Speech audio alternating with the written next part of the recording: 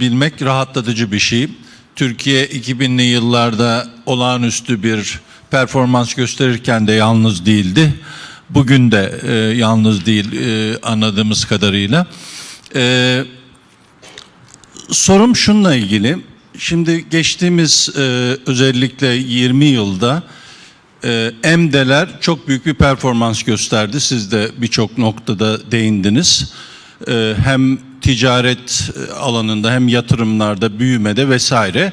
Ve tabii bununla paralel olarak da Güney-Güney ilişkisi, ekonomik ilişkisi dediğimiz EMD'ler arası ekonomik ilişkiler de çok ciddi ölçüde gelişti.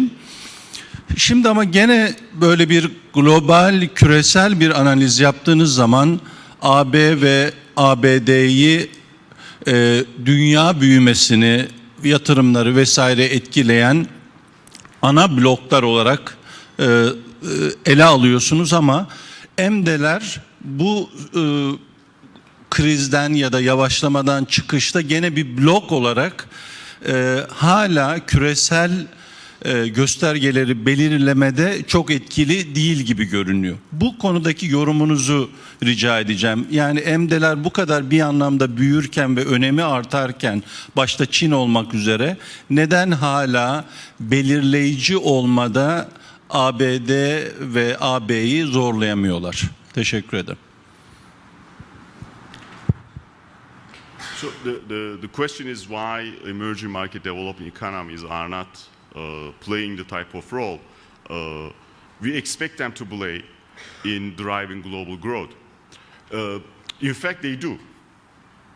I think they do, and the simple, basically, explanation of that is here.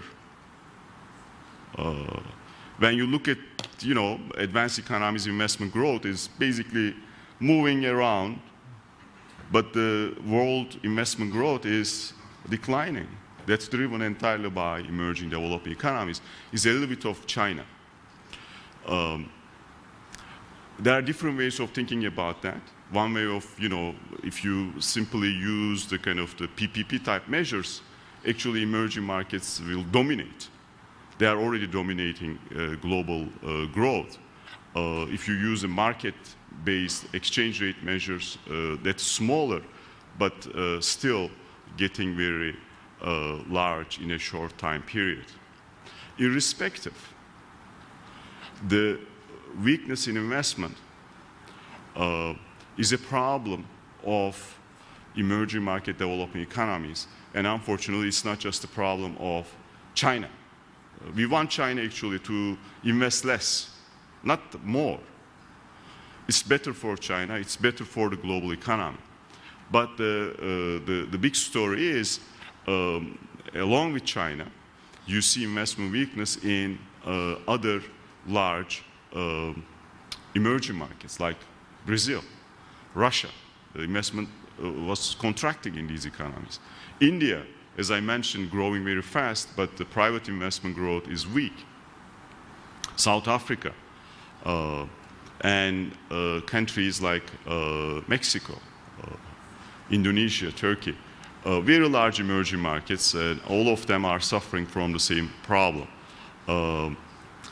The issue of growth, when we think about what will happen during the next 3 to 4 years, of course, at the global level, what will happen in advanced economies is going to be important. But this is an issue we discussed on Monday. What's going to happen in large emerging market economies, especially the largest 7 emerging markets other than China, how they are going to deliver growth in an environment China is slowing and advanced economy is basically moving sideways. I think that the increasingly growth will be driven by the developments within the group of emerging market developing economies as they become more reliant on each other. Yes?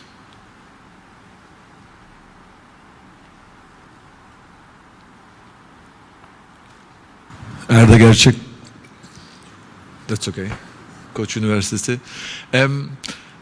I managed money pretty much throughout the whole 1990-2010 period in emerging markets. And when I look at your charts, maybe there's a simpler explanation that there's a mean reversion, actually, in terms of investment growth and the GDP growth. Do you think that can be an explanation? Because when you go back several years, emerging markets actually had even bigger problem in the early 90s than potentially now. And my second question is about, you show VIX as a sort of measure of uncertainty, but it's at historic lows. Perhaps there's a difference between markets' expectation or financial markets' expectations of what sort of uncertainty is all about versus the long-term investors, the real economy investors. Why don't we take some more questions and then I will, because there are other people.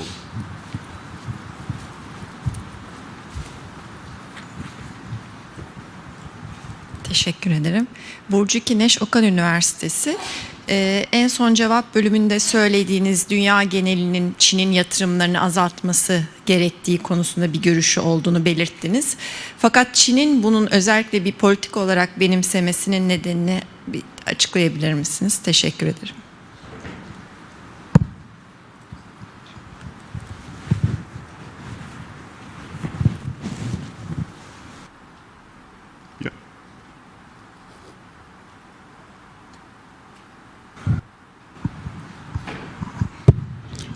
Merhaba, Berk Kocaman, Eczacıbaşı Holding. Thank you for the beautiful presentation and a lot of information. We know that we have 2 years to the next upcoming election, and almost all of us are aware of the fact that we need macro reforms. However, we know that these reforms, the costs of these reforms are front-loaded, whereas the benefits weigh in the long term. So how do you comment on this conundrum, and do you agree that it's considerably hard to, realize them within this short span of time? Thank you. So, okay, very quickly, these are all good questions. I like this mean reversion question, because when we start thinking about this issue, some of our colleagues said, what's the big deal? The investment was excessive prior to the crisis. And maybe it's good that now it is slowing. But I think it's not mean reverting. That's the big problem. It's just it went down way beyond its mean. That, the green line, it is the mean, the long-term mean. So it's much below that. And the problem is that how widespread it is. So when you have 70% of countries registering investment growth below their long-term average, that means there is a bigger problem. It's not just investment is going down to it is a long-term average. Investment environment is having a very difficult time. And the hope is, I think in 2017, 18, you will get close to that green line. But we don't think that that's going to basically come to a point you will have that, long-term average. So the mean reversion, if you get to the mean, that will be wonderful.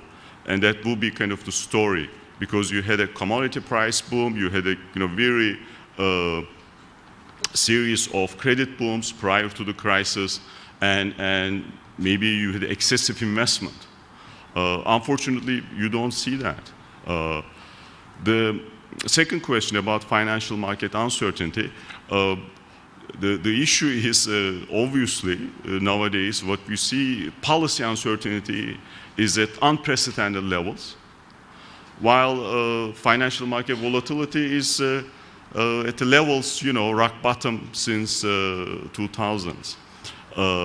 So then the question is whether financial markets are pricing the policy uncertainty correctly. If I'm going to bet on my money, I would say that financial markets are not pricing the extent of uncertainty in policies in advanced economies, especially in the United States and Euro area. So second question, why China reduces investment, why it should. So the Chinese policymakers made a big push after the global financial crisis to keep the growth level at a certain rate. In any country, for a prolonged period of time, if government pushes investment and tries to, promote investment, it is inevitable some of this investment is inefficient. And in the case of China, there has been excessive investment. China has been trying to reduce actually that excess capacity while investing less. And it has to continue doing that because after a while, when you invest, the only way to invest is to borrow. And China is already having challenges in its credit market. And policymakers, Chinese policymakers know that. They are very deliberate in their intentions to reduce investment growth. The only thing they want to do this gradually. Now, these reforms and elections. This is not about Turkey. There is always an election. Maybe it's 2 years later. After 2 years, you will have general election. The following 2 years, you will have local elections. Elections are not going to end. I think the issue is that even with these elections, whatever reforms necessary, and especially if there is a desire by the society to see these reforms, policymakers have to be very persistent in implementing the reforms. Ultimately, fiscal policy and monetary policy can provide some support in promoting investment, but if the investment environment is not friendly, people won't invest. And there are reasons to delay reforms, but there are not good reasons to delay reforms indefinitely. So let me stop there. Thank you very much. I look forward to talking to you.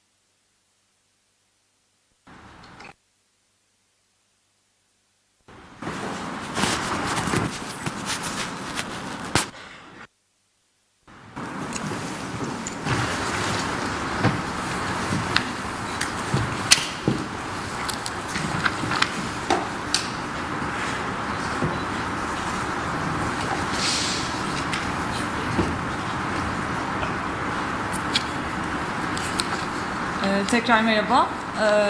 Panelimize başlamadan önce bugünkü katılımcılarımızın kısaca biyografilerinden bahsetmek istiyorum.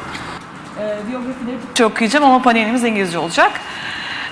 İlk katılımcımız Álvaro Ortiz, doktora derecesinde ekonomi alanında Madrid Otonom Üniversitesi'nden, uluslararası ekonomi ve politika araştırma diplomasını ise Almanya'da Kiel Institute for World Economics'ten almıştır. Halen BBVA araştırma bölümünde yükselen piyasalar baş ekonomisti olarak görev yapmaktadır. Daha önce CMEX'te Avrupa, Asya ve Orta Doğu baş ekonomisti, Repsol'da ekonomik analiz direktör yardımcısı, Banco Santander Ekonomik Araştırma Bölümünde Latin Amerika'dan sorumlu yönetici olarak çalışmıştır. Ekonomiya, The Service Studies Journal, Bank of Spain Working Papers gibi akademik dergilerde yayınları bulunan Ortiz, uluslararası düşünce kuruluşlarının düzenlediği birçok konferansa da katılmıştır. İkinci katılımcımız Roger Kelly, doktora derecesini ekonomi alanında Manchester Üniversitesi'nden almıştır. Avrupa İmar ve Kalkınma Bankası'na katılmadan önce Britanya Özel Sermaye ve Risk Sermayesi Birliği Baş Ekonomisti, İngiltere Merkez Bankası Para Politikası Komitesi'nden araştırma danışmanı, Avrupa Yatırım Bankası'nda ekonomist ve yönetim almıştır. Ayrıca Manchester Üniversitesi ve Cooper's Librand'da da çalışmıştır. Son katılımcımız Olivier Rodiles, yüksek lisans eğitimini istatistik, ekonomi ve finans alanında Fransa'nın önde gelen okullarından ENSEI'den almıştır. Halen Fransa hazinesine bağlı olarak Ankara'da müsteşar yardımcılığı görevini yürütmektedir. So we would like to continue our panel in English. So today in our panel, our objective is to share our expert viewpoints about the determinants of the foreign direct investments, particularly from the perspective of the foreigners. As Barış Oran and Ayhan Köse mentioned in their talks, recently we have observed a slowdown in foreign direct investment in Turkey. And today in our panel, we will aim to both explore and understand the determinants and the factors that might be responsible for this recent slowdown that we observe in Turkish foreign direct investment. And in the second part, after we highlight those factors, we would like to understand and we would like to discuss what kind of policies we should design in order to increase the foreign direct investment effectiveness in Turkey. Before we start our panel, let me mention very briefly about the ground rules. Our speakers will have around 15 and 20 minutes each, and after they are done with their presentation, we will open the floor for the questions. So please reserve your questions for the question parts, and we hope to have a very lively discussion, and if necessary, I'm going to remind us where we are time-wise. So, Alvaro, you can take the floor. Okay, thank you very much for the invitation. It is difficult to talk because after Mr. Koch's exposition, so there is not much to say. I will try to focus a little bit on Turkey, on the case of Turkey. You talk about investment, I will talk about foreign direct investment, which is, I mean, the reasons are pretty similar, but what you are doing is that, what is happening is that you are in competition with the rest of the countries to attack these flows. The first of all is, in the case of Turkey, which is the magnitude of this slowdown, because maybe it's not relevant or not. The magnitude is more or less about 3% to 1.5%. 3% before the financial crisis in terms of GDP inflows, to more recently 1%. So what do we think at the BBVA, which are the main reasons? First, you mentioned very good the role of the push factors, or the global push factors. The first to say about this is that most of what happened with FDI has to do not with the performance of the country, but the performance of the origin of the flows. You know that FDI as trade have some gravity reasons behind, and the fact is that Europe, Western Europe, which is the main source of foreign direct investment in Turkey, is not in pretty good shape. So in fact, it was almost zero growth after the big financial crisis, and this has being very important. Why? Because later we can talk a little bit about the EU enlargement or whatever, but the countries we were in this process, already members of in Eastern Europe, emerging Europe, already members of the EU, suffered the same dramatic slowdown in FDI. So this is important to know. The second is, as you mentioned, the global risk aversion, that maybe for the FDI is different than the equity, that the portfolio and the so-called other, which are credit lines in investment. So again, is this, in what magnitude is this important? We have not this measure in terms of FDI, but in terms of portfolio, what we have estimated that it could be up to even 70%. So no matter what happens, the global financial markets matters and matters a lot, and you have to be prepared to cope with this real situation. Why? Countries, a big emerging country.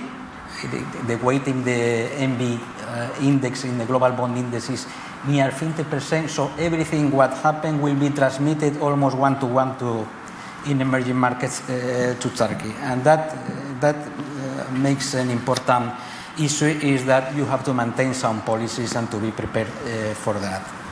Structural but cyclical too. I will elaborate.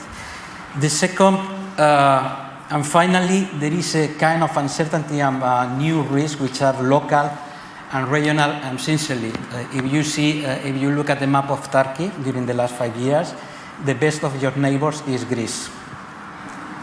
And if you have Greece, you have Ukraine in the north, you have the Caucasus, you have Syria and Iraq. And this is not a very friendly environment. And this is, by the way, mostly out of your control. That this is another reason to be prepared for something that happens.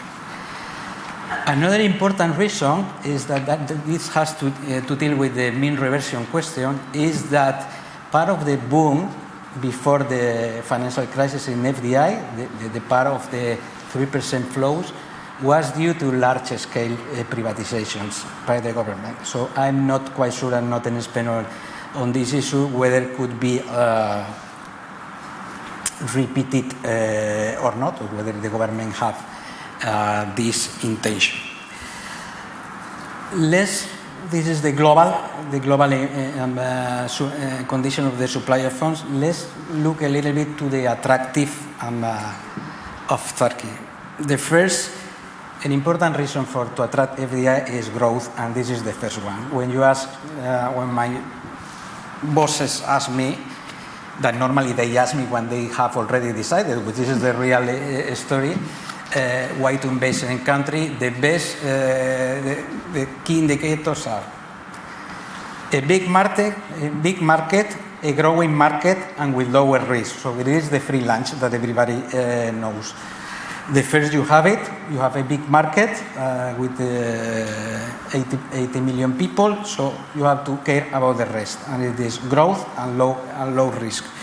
In terms of macroeconomic stability, I think that in the first part of the story, growth has been important, but stability plays a very important role. And this is something that maybe is related to the commitments that the countries did. First, with the EU. I'm from Spain, and we are still a member of the EU, and we would like to continue to be like that. But in my experience as an economist, in the process of enlargement, it is not also important the price, which is become the member, but it is even more important the way. Why? Because of the rules of the EU enlargement, you have to make some structural reforms and to accomplish some targets, debt, inflation, and so on. So this is why I think these commitments are important. Of course, you can look at commitments in another way. For example, establishing a fiscal structural rule. So you don't need the EU or whatever to behave good. There are countries which are not part of any club, and they elaborate some policies. But this is more or less what they did. In terms of growth, sincerely, if you revise the figures from after the financial crisis from 2010 to 16, with a new revision, we can, if you agree with the new revision, the GDP growth average is 7%. So we are talking about an Asiatic growth rate. Maybe we can discuss whether these figures are good or bad, but this is the reality, 6.7%. So look in the world, so the ASEAN figure, excluding China, is lower than this. So I think that maybe growth is not a question, and maybe we are talking about some kind of stability. And it leads me to an important thing that Mr. Koch called uncertainty. And I will translate to what Mr. Fisher, the Nobel, sorry, I don't remember the name, but this is called narratives. Because narratives important a lot. With such a track record and with low vulnerability in terms of the stock, aside of inflation, which is a little bit high, the narrative of this country outside of the country and inside of the country is very poor. When you open the newspapers in London, all what you read there is nothing about this 6.7 growth rate. It is another thing. Maybe related with politics, maybe related, but this is true. And we already measure that with the big data. Some of them know this work. We measure that. And when you see the sentiment in the Turkish media about the economy and the sentiment about the Turkish economy in the English written media has nothing to do with the reality. And I think that someone has to do, I mean the policymakers, but the society in general, to change that narrative, because it's very important and it is not very difficult to do it with such a track record of this. So finally, you asked me the roadmap. The roadmap you have for the future. You have the big market, 11 million people, a really big market with almost, 50 million people of middle classes, which is also an outlier in the emerging markets. Only with the Asia, you have the high growth that is going to moderate just because of population growth. So you will have to make some efforts to compensate that with productivity or attracting capital. And then is a low vulnerability. So I know that the country is involved and waiting like a manna for some big list of reforms. In my opinion, some cyclical policies implemented over time become structural.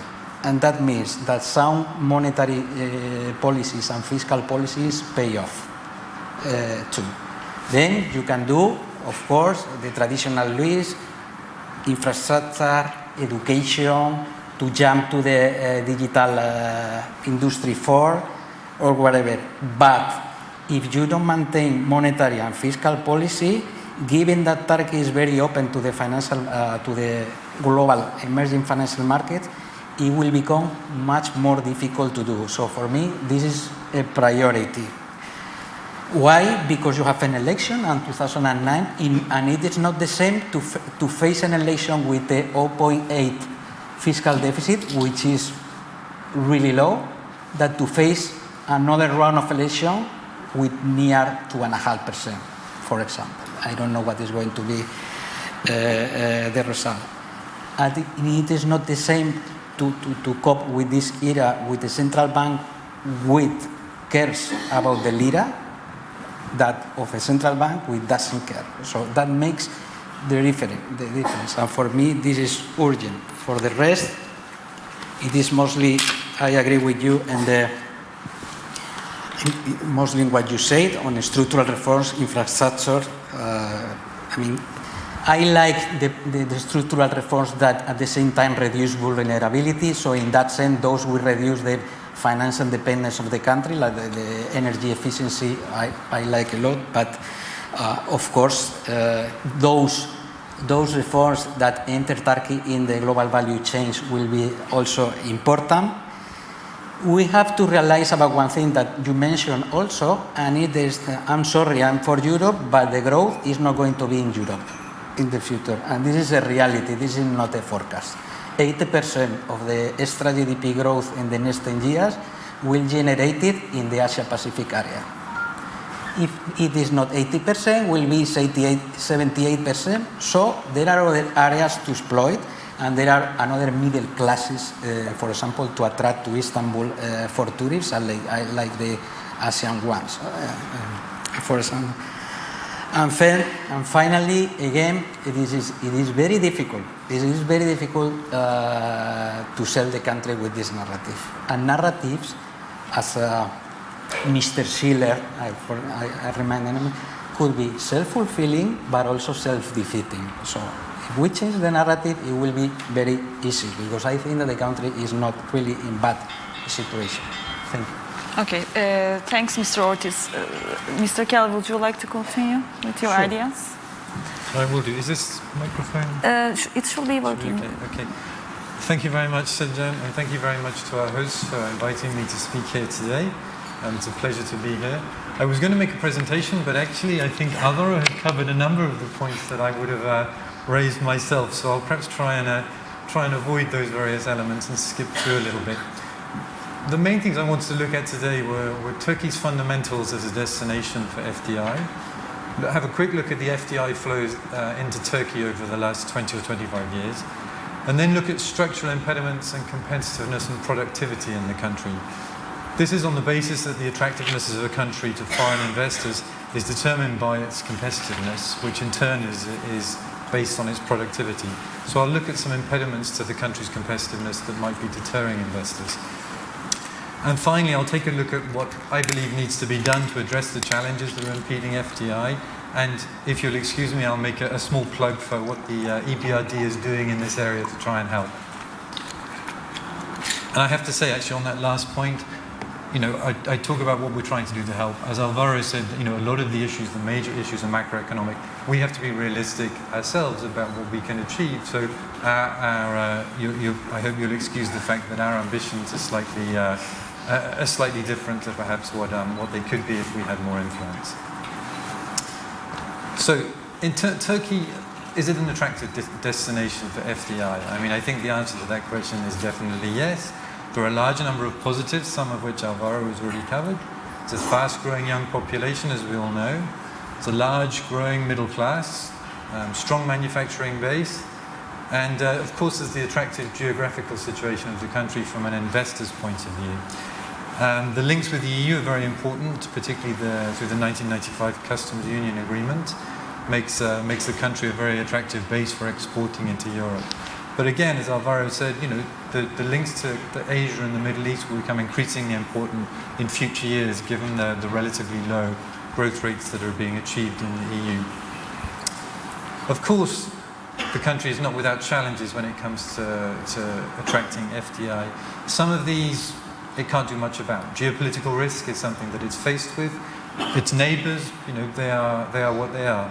There are other issues that the country can do something about though, to make itself more attractive for attracting FDI. Here I would include addressing issues of economic volatility and addressing competitiveness issues within the economy.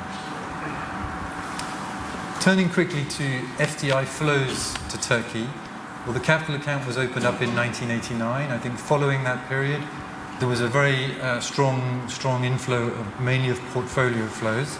I think FDI averaged around 0.4% of GDP in the period from 1990 to 2000, which was relatively low. Of course, the banking sector reforms in 2001 were significant in attracting more FDI.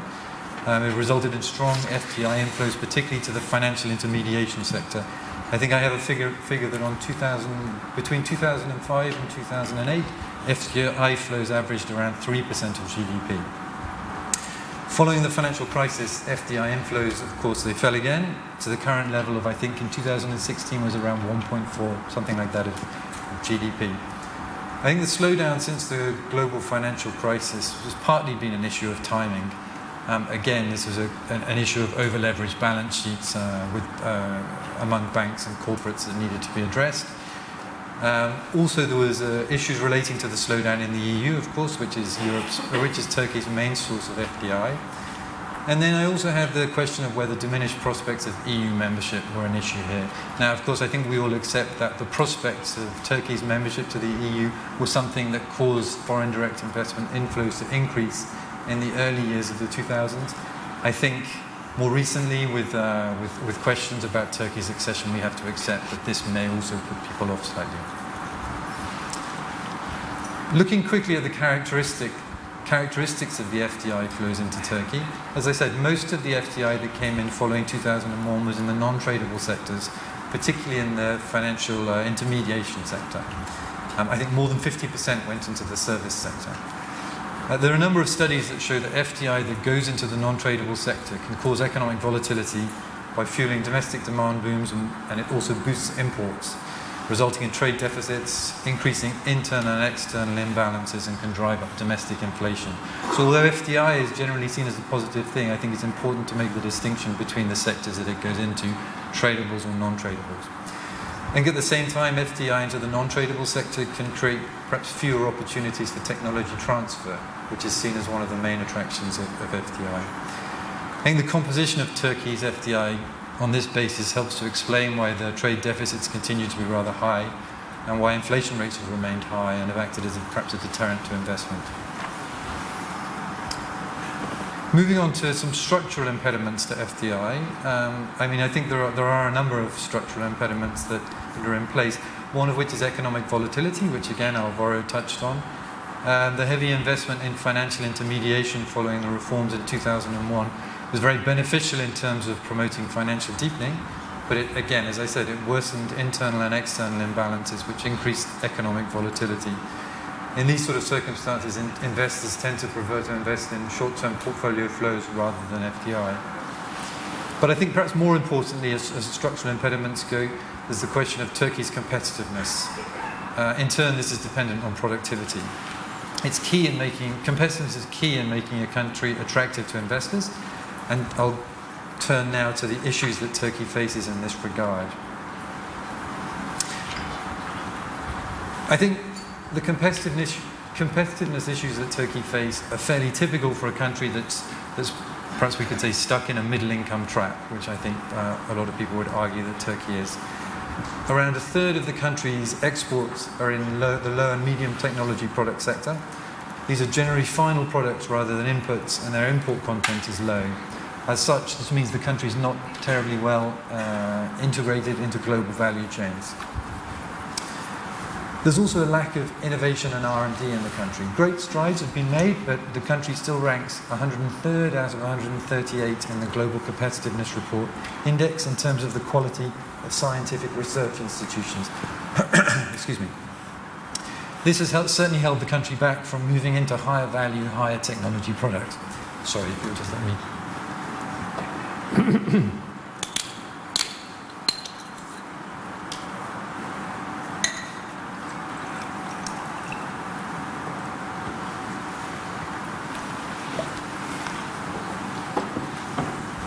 Sorry about that. I think also persistent high inflation has eroded the country's competitiveness over the years. It's countered the effect of the depreciation of the nominal exchange rate in that period. Of course, it hasn't given the desired increase in competitiveness that an exchange rate depreciation would normally provide. I think another factor is the undifferentiated nature of the exports. So the relatively low-tech nature of the exports that the country produces means that they have a high price elasticity of demand. So this means price competition is very important for exporters. Again, inflation, which keeps the real exchange rate overvalued, means that the producers can't benefit from these changes. And I think finally, inflation has increased input, in particularly labour costs. Continuing in the same theme of competitiveness, I think it's important to take a slightly closer look at the labour market as well, which tends to suffer from inflexibility. I think these are issues that are well known in the country. It's faced with high severance costs and minimum wages. Now, I know the government is currently looking at ways to address these issues at the moment, but they're fairly important issues in terms of the flexibility of the market. There's also a significant skills gap in the market. Again, looking at the Global Competitiveness Report, the measure of labour market efficiency, Turkey's ranked 126th out of 138 countries. So this means it's not doing terribly well on that front. There are two effects of this. Firstly, it hampers firms' ability to adjust to technological and market changes that require reallocation of labour. This again pushes down on productivity. And it disincentivizes formal employment. Now, informal firms have a cost advantage that infringes on the profitability of the formal sector. Workers in the informal sector, they tend to invest less in their skills, leading again to lower productivity. Further competitiveness-related issues include weak institutions in the country. I mean, I'm generalizing here, but there are issues on the institutional front. Again, going back to our Global Competitiveness Report, which has been a very useful source of research while I was preparing this presentation, Turkey ranks 107th out of 138 countries in terms of judicial independence. Now, this is a very important issue, as a number of studies show that the strength of institutions is seen as the most important factor in attracting FDI. So, just to turn quickly now to measures to increase Turkey's attractiveness for FDI. Again, Turkey's got sound economic fundamentals that make it an attractive destination for FDI. I mean, I referred to those at the outset. However, some structural changes are required to fully exploit the possibilities that the country has. I think the government's recognised this and is trying to take action in this area. They're recognised in the Action Plan 2016. The speed with which that action plan is implemented is, again, at the current time, there are some questions about the focus of the government towards political issues and towards economic issues, but one positive is that the issues have been recognised as needing to be addressed sooner or later. So the sort of structural changes that need to be undertaken to try and move employees who are currently sort of fixed in low productivity, informal or semi-formal firms, to move them towards better performing firms.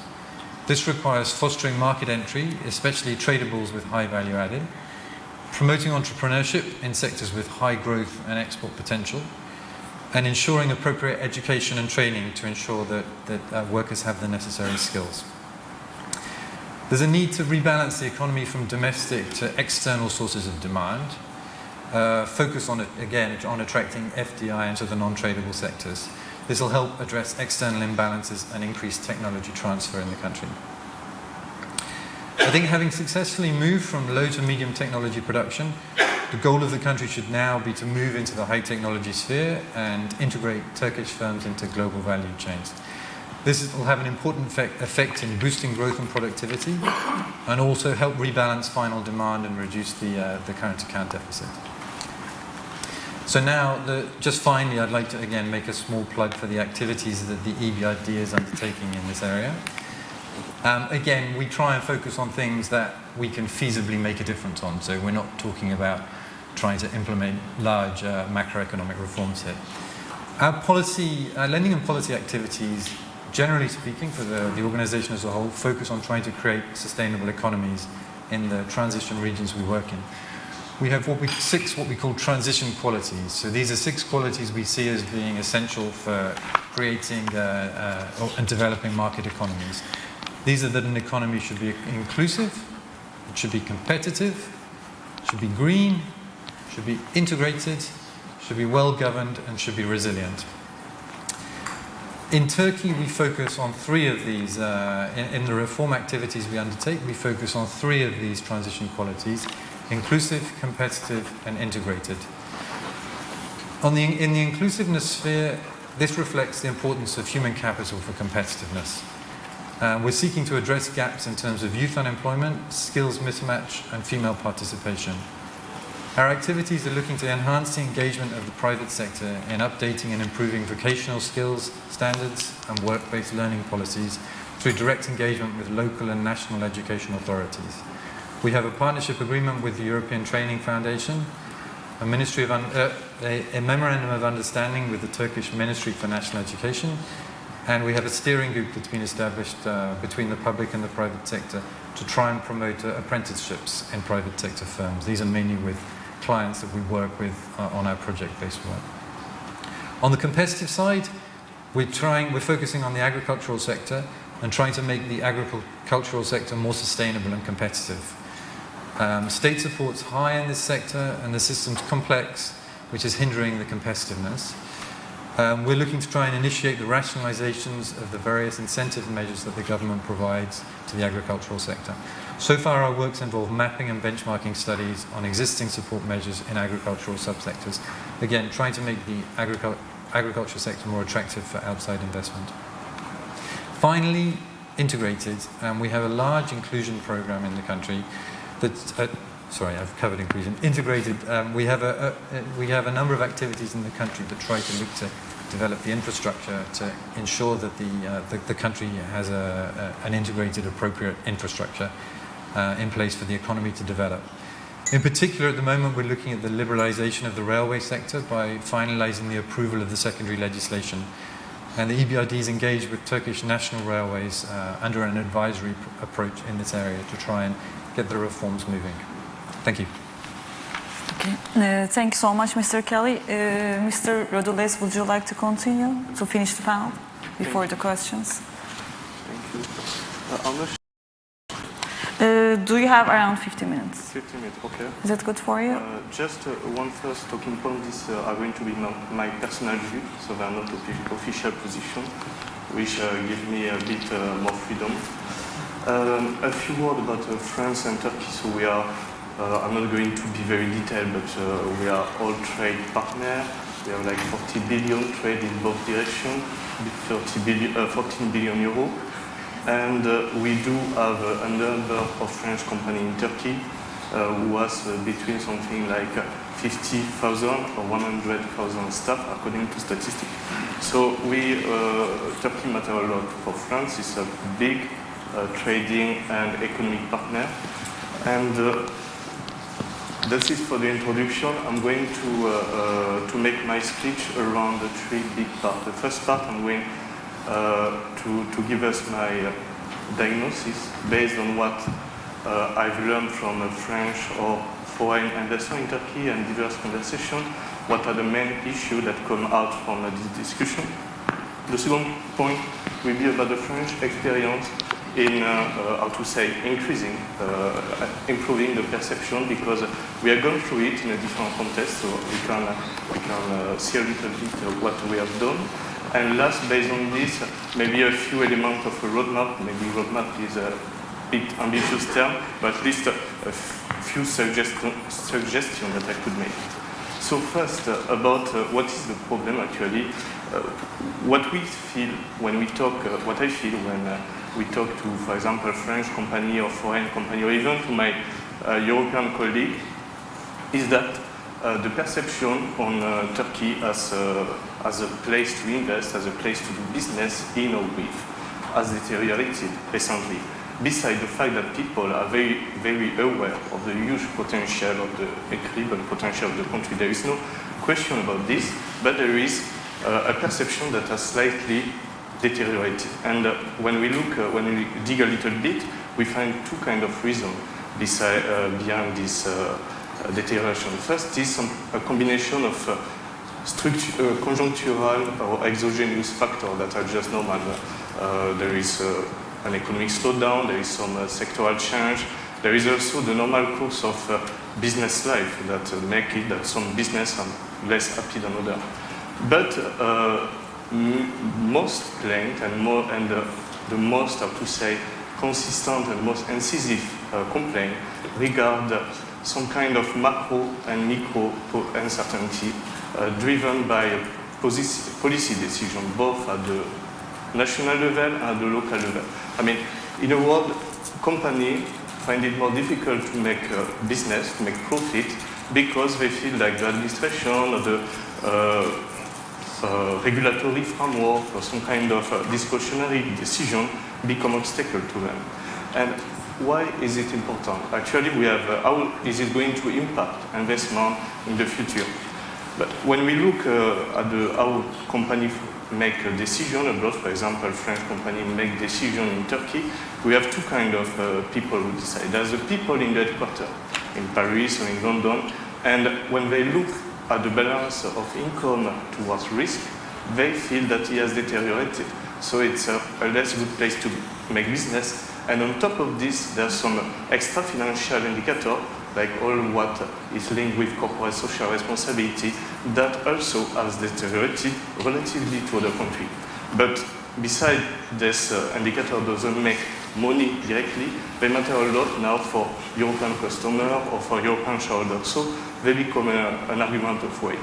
And at the local level, and this is what is actually the most worrying, some local CEOs feel more uneasy. And actually, those people are usually the best advocate to make an investment in the country. Is when a local CEO tells, okay, come, we have to, I believe in this country. And now they feel a bit less optimistic simply because they are very well aware of the potential of the country, but they find it more difficult to make money. So when they try to make business plan, it doesn't look credible to them. So all is not black. We have some companies that are very happy. We have some very good announcement, normally, in particular in the press. We don't have so many companies leaving so far, but we can see this general impression. And actually, what is behind this? In 3 words, my feeling is that we have seen an increase of the cost of capital in Turkey. I mean, when we look at what happened with the rating agency since last summer, it's not just a few basis points. Of course, we can come back to a mistake that they have done in the past, but in my feeling, their judgment reflect a general feeling that Turkey, as an investment, as a place to invest, a change category, is not anymore on top of the energy market, is not almost in the developed market group, is have been one notch lower. And what it means is that for foreign investors, some country was a margin of maneuver adapt to this new risk profile because business has become more difficult, more risky. So some of them adapt. For example, we have companies that suffered 2 years ago and now that tell us, okay, we have adopted our business plan, the paradigm has changed, and now we are having very good perspective for the future, but we have other companies who cannot adapt and that feel very bad actually. What are the consequences for Turkey? Actually, this is the biggest issue, is that since the cost of capital has increased, some projects are not profitable anymore, so they don't deserve to be made. So we see, I mean, this reflects the fact that we see a lot of difficulty in finding financing for some projects. There is a lot of effort by the administration, by the private sector to find new way of financing. We have seen the sovereign wealth fund, we have seen the bank certificate, but all this is very good, it's a very good initiative. But if we look at the basic fact that the cost of capital has increased, I mean, you have 2 economists in the past, Mondigliani and Miller, who made a demonstration about this. The way you finance it is not going to make a project more profitable. So if we find some financing, it means that there will be cost, there will be loss, and somebody is going to bear the cost, somebody is going to bear the risk. Some investor will adjust perception, maybe a bit late, and so the road may be a bit bumpier road. So there is this question of capital cost. Of course, the other question is about potential growth. But for me, what I see as the recent change in terms of attractiveness of Turkey for foreign investment, it's linked with capital cost. The perception that risk profile are significantly deteriorated. So based on the French experience, actually, not all will apply, actually few will apply, but I can give you a little bit of what we have done. Because in France, if you come back a few years ago, like 5 years ago, France was the sick man of Europe. We see a headline in the Financial Times or the Economics every week saying that it was a catastrophe, we were doomed at that time. And what we talked at investor at that time, we saw that the structural asset of France didn't compensate for the structural problem. And that the economic policy was a big trouble. I mean, it was not only not convincing, but it was sometimes scary. I mean, just remember the 75% tax. And what we see actually beyond this perception is that we have seen a decrease, a significant decrease, both in terms of project of investment and job created by foreign investment. So this was not just perception, it was real. What did we do? First, we made a general analysis, a diagnosis of the problem. I mean, maybe some external signal like the G20 a discussion, or the European discussion, or the downgrade by rating agency who act as a trigger. But we made a general diagnosis of the problem. We made, for example, both at the national level, the government command a report by a big captain of industry, which is called Louis Gallois. And this was the basis of a reflection. Second thing, we established at all levels of the government direct contact with investors, both to understand them and also to explain them what was the situation. There was also by the government, and for the one who know France, they know how difficult it is. There was a strong commitment, political commitment toward business. When Minister Manuel Valls said, "I love business," he's from the Socialist Party. It was something that was a huge step. It was something that was politically very costly, but he had to make it, he made it. And last, actually, we made a number of measures with concrete results. We decreased the corporate tax rate, we attack a lot with red tape. Estimations say that a company gained 1 billion euro economy with all the red tape work, with the shop, the simplification. We did a lot to improve social dialogue because the rigidity of the labor market was one of the biggest critiques. We created French Tech, which is a federation working on a bottom-up process to foster innovation, because we were more used before that to national plan, innovation plan, investment plan, but then we created the French Tech with more decentralized governance and to free the energy of the local entrepreneur. So we made, and the results are there. I mean, we saw that employment is going up, we see that growth is going up, that the margin rate of company has a sizably increase. So, I mean, it was not just a measure, it was measured with result. And so, what are the results? What matter for us? Meaning, foreign investment. But we see that. I mean, I saw talking with the same investor like for 2-3 years. I saw the change. I saw investors that were telling us that France was not a place to invest.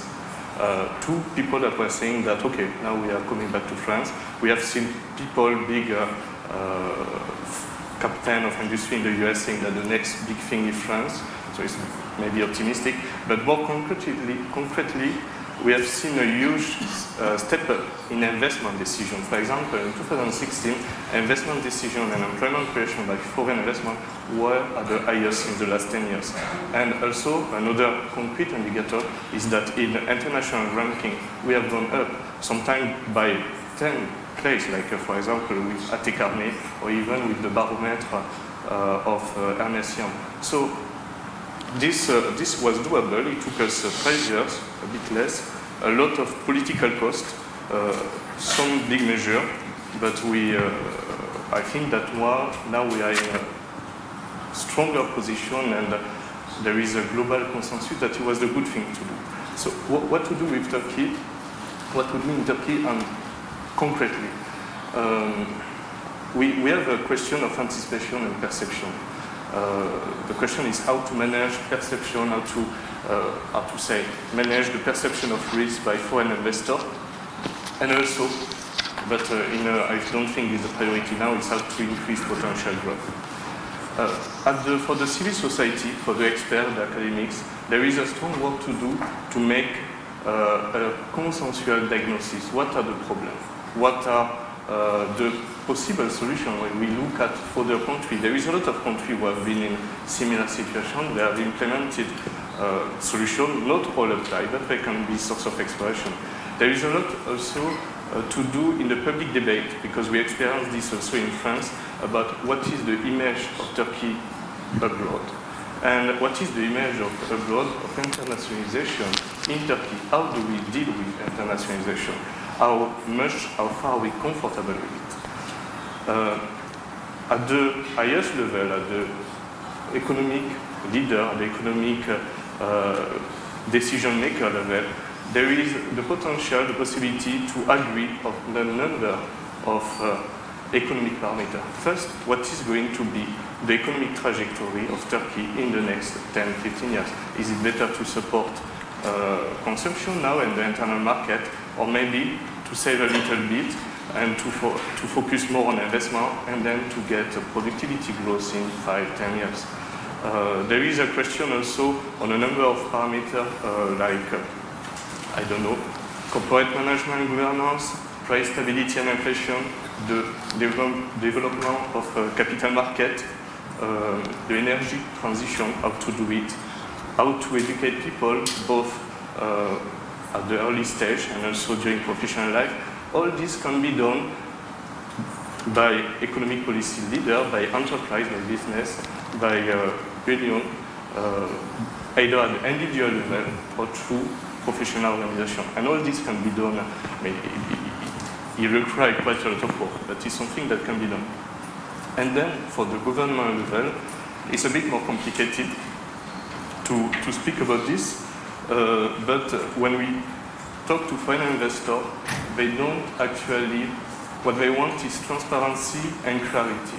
They don't mind that, for example, how to say, some sectors are open or not. Some countries have open sector, some countries have a less open sector, but what they want to know is the clarity, some kind of stability. The things need to be foreseeable. There is also a need to have some kind of consistent speak. What is being said at home need to be the same thing that is being said abroad. So these are little things because when there is ambiguity, when there is lack of clarity, people switch to the worst case. So it's extremely costly.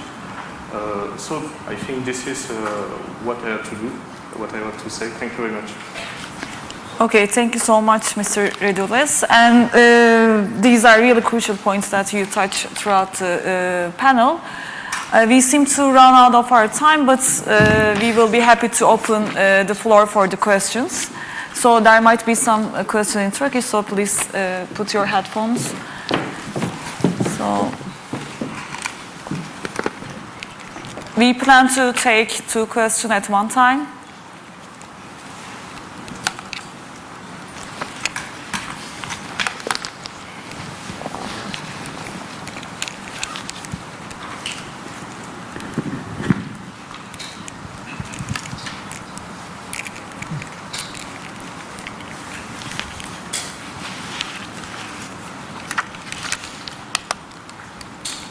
I think there are no questions, which means that everybody's like already done. Okay, so we have one question. Not a question actually, but a reminder to Senior Ortiz that he mentioned the narrative economics. It was Robert Shiller who came up with the idea of narrative economics by the beginning of this year, I guess, to support the rising realm of behavioral economics. Thank you for the beautiful panel. Yeah. Thank you. Teşekkürler. Okay, so then I think we can continue with the second panel if you don't have any questions or any clarification points you would like to make. Okay, so thank you so much for coming and listening to our panel.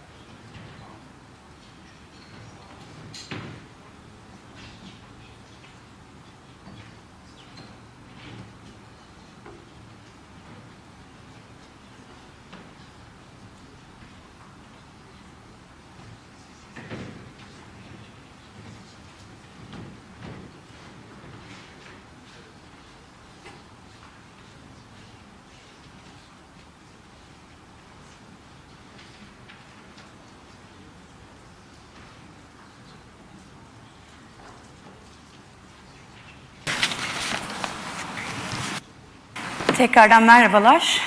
Bu oturumumuzda Türkçe olarak devam edecek. Yanımda 4 tane çok değerli isim var. Aslında ikisini akademik, ikisini de reel sektörün olarak tanımlayabiliriz. Bu panelimizin konusu Determinants of Domestic Investment, yani yurt içi yatırımlar yapılırken neye bakılıyor, ne etkiler ve hatta neler burada ön planda rol oynar diye bunları konuşacağız. İlk olarak Asaf Hoca ile başlamak istiyorum. Asaf Savaş Akat, Bilgi Üniversitesi öğretim üyesi. İkinci konuğumuz Fatih Özetay, TEPAV Finans Enstitüsü Direktörü. Sinan Dallı Beyefendi, Alser Maden'in kurucusu ve Ergin Karacebe ise Albi Medica'nın iş geliştirme ve teşvik departmanını yönetmektedir. İlk olarak aslında pazartesi günü Türkiye'den büyüme rakamları geldi. %5 olarak açıklandı. Manşet rakam bizleri sevindirdi fakat büyüdük, nasıl büyüdük? Bunları tartışacağız. Ben aslında panelimizin ilk konuşmasını Asaf Hocam'la açmak istiyorum. Hocam, büyüdük ama nasıl büyüdük? Sizden şöyle bir giriş alabilir miyiz? Evet, yatırımla bir alakası yok ama değil mi? Güncel konu. Yani şimdi Türkiye'nin hızlı büyüyünce mutsuz olan bir ülkedir Türkiye. Yavaş büyüyünce de mutsuz olur. Bu kur gibidir. Kur yukarı gidince gerilir. Aşağı gidince tedirgin olur. Sabit kalınca huysuzlaşır. Dolayısıyla hızlı büyüdük. Şimdi ya niye hızlı büyüdük? Dandik mi acaba? Değil mi? Hormonlu mu? Ondan sonra inanalım mı buna? Yavaş bir şeydik. Başka kesim, başka birileri inanmayalım diyecekti. Değil mi? Onlar yanlıştır diyecekti. Hızlı büyüyünce bir başka kesim biz inanmayalım buna diyecekler. Evet, Türkiye hoş bir yer. Eğlenceli de bir yer. Bu bir kere Ayhan'ın Köse'nin yaptığı müthiş bir araştırma. Her zaman olduğu gibi tabii. Genelde katıldığımı söyleyeyim. Belki bir ayrım olabilir. Şeyde düşünürken aklıma geldi. Bu ithalatçı yani doğal kaynak fakir ülkelerin, doğal kaynak net commodity importers dediğimiz ülkeler içinde her şeye rağmen iki farklı ekonomik yapı var. Bunlardan bir bölümü düşük değerli parayla ihracata yönelik büyüyorlar. Bir bölümde değerli parayla dışa çıkma büyüyorlar, değil mi? Bunlar ikisi arasında belki bir farklılaştırmaya gitmek yararlı olabilir. Yani sadece çünkü dış açık sadece ve sadece bir dış kaynak sorunu, doğal kaynak olayı değil. Artı bir iktisat politikası tercihi, bir büyüme modeli diyelim, neyse tercihi. Dolayısıyla yani döviz kuru oradan devreye giriyor. Belki onu yapmak lazım. Türkiye'de biliyoruz, tabii yeni seri bozdu hepimizin hesabını. Bir kere reel seri kalmadı. Dolayısıyla iktisatçılar nasıl hesap yapacaklarını bilmiyorlar. Ben işte mecburen tabii şeyleri kullanıyoruz, o zincirleme volüm endekslerini. Fakat ondan eskisi gibi anlam çıkartmak mümkün değil. Böyle bir sorunumuz var şeyde. Onun için mesela ben şeye bakmayı tercih ediyorum. Cari fiyatlarla da biraz daha güvende hissediyorum kendimi. Açıkçası diğer arkadaşlar da. Eminim ki öyledir. Şimdi bir konu bizim gibi datayla çalışan insanlar için son derece önemli. Şimdi yatırım dediğimiz zaman buradaki insanların aklında Köse'nin değil ama esas itibariyle özel kesimin yatırımları var. Produktif yatırımları var. Halbuki yatırım tanımına baktığınızda elimizdeki bizim milli gelir yatırımın tanımının içinde ne var? Özel kesimin yatırımları var, doğru. Corporate dediğimiz. İnşaat var, konut yatırımı var. 3, bütün kamu altyapı yatırımları var. 4, yenileme yatırımları var. Amortisman yenileme yatırımları da var. Onun için de hepsi yeni yatırım da. Şimdi çok daha gross, gayri safi yatırımdan bahsediyoruz.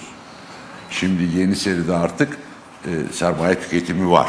Dolayısıyla onun hakkında bir fikrimiz var.